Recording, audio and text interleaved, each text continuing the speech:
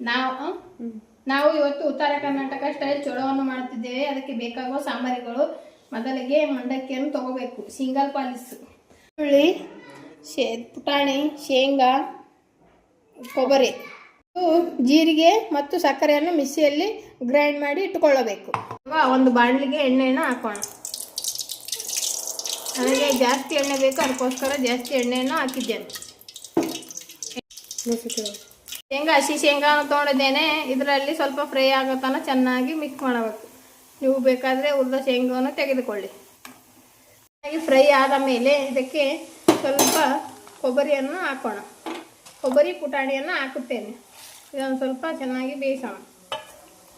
ಥರ ಸ್ವಲ್ಪ ಕರಿಬೇವನ್ನು ಹಾಕಿ ಈ ಥರ ಆದ ಮೇಲೆ ಖಾರವನ್ನು ಹಾಕಬೇಕು. ನಿಮಗೆ ಎಷ್ಟು ಬೇಕಾಗುತ್ತೆ ಅಷ್ಟು ಖಾರವನ್ನು ಹಾಕಿ. ನನಗೆ ಜಾಸ್ತಿ ಖಾರ ಬೇಕು, ಅದಕ್ಕೋಸ್ಕರ ಜಾಸ್ತಿಯನ್ನು ಹಾಕುತ್ತೇವೆ. ಫೈನಲ್ ಆಗಿ ಈ ಥರ ಕಲಿಸಿಕೊಂಡ ಮೇಲೆ ನಾವು ತೊಗೊಂಡಿರೋ ಮಂಡಕ್ಕಿಗೆ ಮಿಕ್ಸ್ ಮಾಡೋಣ. ಇದನ್ನು ಹಾಕಿ ಮಿಕ್ಸ್ ಮಾಡಿಕೊಳ್ಳೋಣ. ಮಂಡಳದಕ್ಕೆ ಚೆನ್ನಾಗಿ ಮಿಕ್ಸ್ ಮಾಡಿಕೊಳ್ಳಬೇಕು. ಈ ಥರ